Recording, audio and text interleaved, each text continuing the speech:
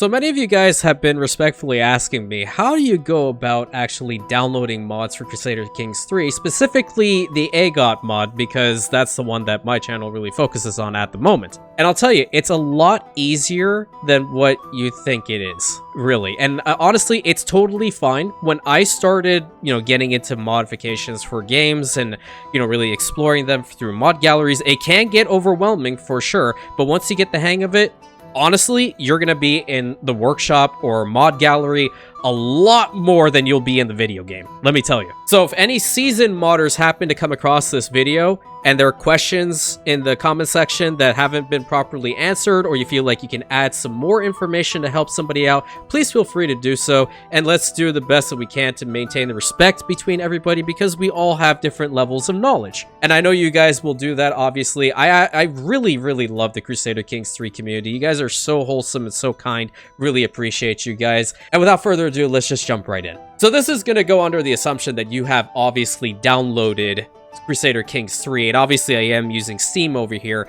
And what I have done is I've gone ahead and removed every single mod that I have off of my particular playlist, and this is what you will see when you boot up the game. So obviously at this point, pressing play would just bring you into the base game of Crusader Kings III and not the mod that you're trying to get into. So what you would do, you would hit X and you would navigate over here to the workshop, and a whole different section opens up. Let me help you navigate through all of this. So essentially what the mod gallery will try to do is give you a list of suggestions. As you can clearly see, there are a metric ton of mods created by incredible people. So we have the most popular, most subscribed, last updated, and new section over here. And then there's a plethora over here on the left, and it scrolls down all the way over to here. Things from like total conversion mods to sub mods to the character creation mods. There's a whole bunch of stuff that incredible modders have come up with. And if you are a modder actively working on this game, pat yourself on the back. You are an amazing person, and keep doing what you're doing for as long as you can. So because the Game of Thrones mod is present right over there in the most subscribed section, I'm just going to go ahead and click on it, and you're greeted with this screen. You can totally watch the video that they put out there and sift through all the different pictures and such that they have. Really amazing work that they have done with this mod and many other mods. However, let me tell you straight up, okay? When you are modding, it is really important to go and read the information text the modders put in the description, because that will tell you, and at times give you, information on load orders, what's necessary, the CK3 version that the mod is currently updated to, which I'll talk about that later on. So the last one that I just mentioned, the CK3 version that the mod is currently enabled with is CK version 1.19.0.6.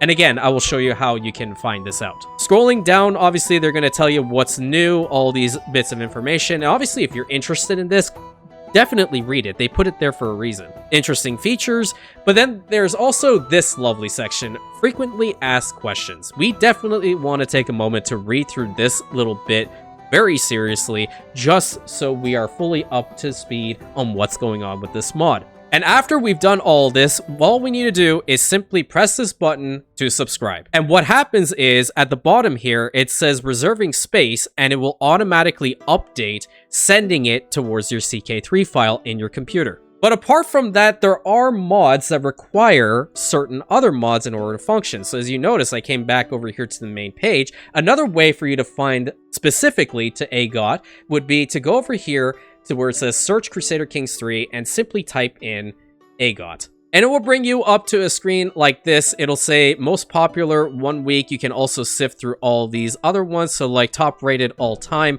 And this is honestly really good, because I was planning on talking about the AGOT Submod core. As it says in the description right over here, this is a utility style mod that does nothing on its own. That is very crucial. But the next part here is the most important, the load order. When you're modding, load order becomes more and more important. This is what leads to crashing happening during your play sessions.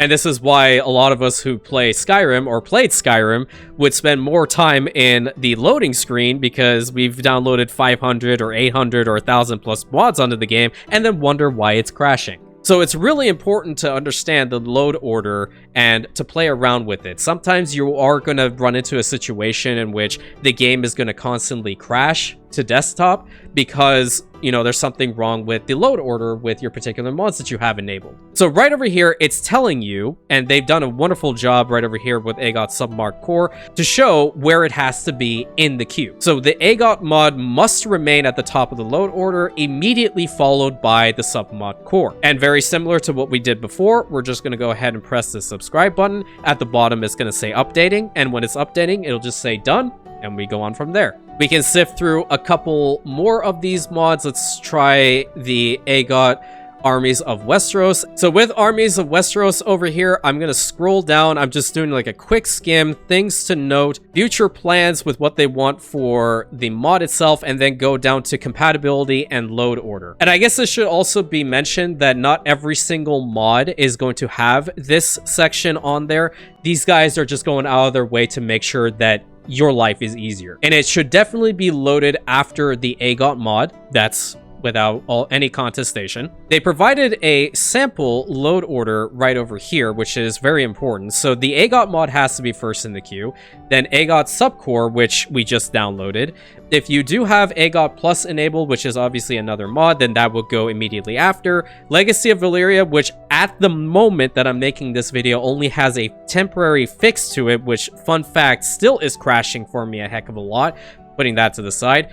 And then Armies of Westeros. So we're going to hit the subscribe button right over here, head on back. And obviously, if you want to really go full-on immersion, you can download the AGOT Music++, which is just going to add in music from the shows. However, as you can clearly see here, this particular mod does not have any load order, so pretty much what this means is after the specific mods that have a load order, put at the end of the queue. And now that we're back at the main CK3 page, we can go here and press play. After the launcher pops up, you can go over here to playlists, and this is where it's going to show you where your mods are, right? I'm actually going to full screen this to make it a little bit easier. Now, going back to the load order, you can clearly see they are out of order. This will crash. It will not work because the submod has to be in the second slot and Armies of Westeros has to be immediately after it. So what do? Easy. You hover over the 3 and you press left click and you drag it up. That alone fixed the issue. And after you've done this, you hit home, you press play, you're in there. More than likely, you're going to be able to play with these 4 mods at least. But if you want to do something else, let me show you what can happen. So the Legacy of Valyria mod at the time of this recording is not updated, okay? It is an incredible mod. They have put so much work into it. There is indeed a fix. You can download that fix, but for the sake of this particular guide, I'm just going to show you what happens if one of your mods are outdated. So you would do the exact same thing. You would just go hit and subscribe. You can also go down here to see what's going on, if they've written anything. So now that we have Legacy of Valyria currently in our playlist over here, and the way to determine that is always if you go to the playlist, it will pop up with this little message here, added 1 new mod to initial playlist. And it goes without saying that you can create new playlists. I personally don't. If you like to put them in a specific file, you definitely can by adding new playlists there,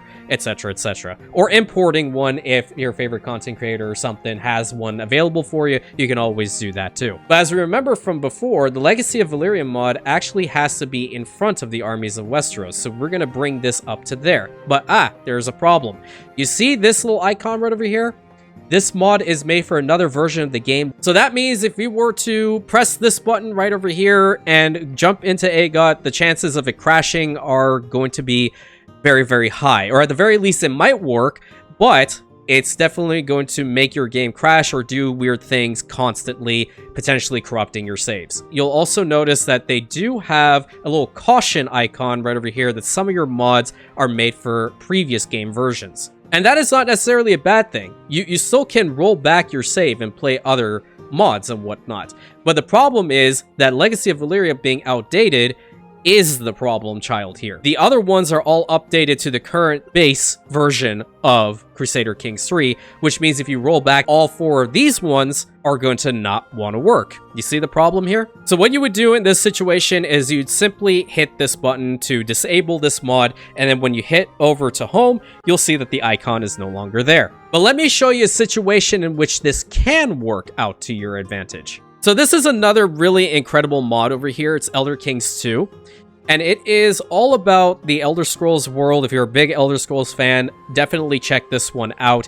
A lot of work has gone into this mod as well. Highly, highly recommend it. And for some reason, as you can clearly see here, the CK3 version of this particular mod is always a little bit behind when it comes to their updates. It could be either because the modders themselves don't have time, and that's totally okay. They have lives, obviously, or there's just so many assets with this with a smaller group, and they just don't have the time to put it together, etc., etc. But I'm going to go over here and press the subscribe for this one, and then show you what happens. So now we have the Elder Kings 2 mod enabled right over here, as you can clearly see on the right-hand side. And this is where I can say, yeah, making playlists would be a good idea, just if you're planning on swapping in between multiple major mods. Make sure you don't have 2 major overhaul mods enabled at the same time. Your game just will not want to work, so make sure you turn off the rest. You can drag this one up to the top if you so choose, but it being at the 6th slot right over here will work just fine because it's the only one that's enabled. But the thing is, right, that we won't even be able to reliably get into Elder Kings 2 because the game version that it's enabled with is an older version of the game. So what you would do in this situation is you would record the number of 1.18.3.1 and then get out of this screen. You're going to navigate right over where it says Crusader Kings III and right click and hit properties. Once you hit properties, this is where this screen pops up, and I know I'm becoming a little bit technical here, but this is quite important and can work with the AGOT mods as well. What you would do is go here to game versions and betas, and you are going to be greeted with every old version of Crusader Kings III. And what we wanted to look for was 1.18.3.1, but we don't see that exactly. We have 1.18.3, and that will still work. So what you would do is you would press this button, and immediately over here, you notice that swap from play to update. That is totally fine. If you are planning on playing Elder Kings 2, you can totally go ahead and update it. You can press it, or it will automatically do it for you. And once it has indeed updated, it will tell you right over here the version being 1.18.3, which is an older game version.